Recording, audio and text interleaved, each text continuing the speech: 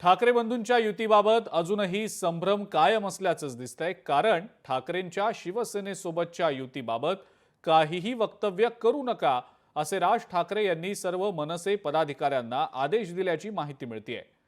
युती संदर्भात बोलण्याआधी मला विचारा अशा सूचना राज ठाकरेंनी केल्याचं समजतंय। मात्र राज ठाकरे यांच्या या आदेशामुळे युती संदर्भातला संभ्रम निर्माण झालेला आहे। विजय मेळाव्यामध्ये ठाकरे बंधू एकत्र आल्यानं युतीच्या चर्चांना उधाण आलेलं होतं आणि याच संदर्भात काही प्रतिक्रिया समोर येताना दिसतायत। त्या प्रतिक्रिया आपण पाहूया।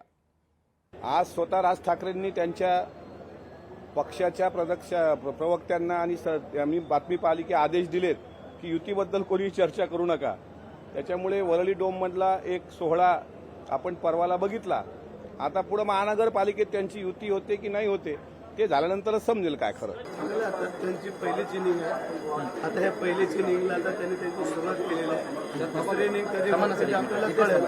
जर आजपर्यंत शिवसेनेच्या सर्व नेत्यांना जर एकत्र करण्याचा प्रयत्न झाला असता तर आज दुसरा कुठलाही राजकीय पक्ष मोठा राहिला नसता, ही वस्तुस्थिती आहे।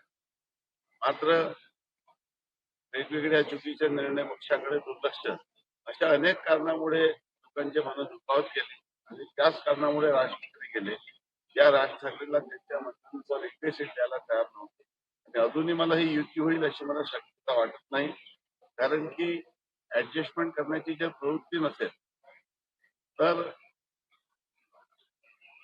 एका मोर्चासाठी एकत्र आलेले लोकही पुढे राहतील याच्याबद्दल माझ्या शंका।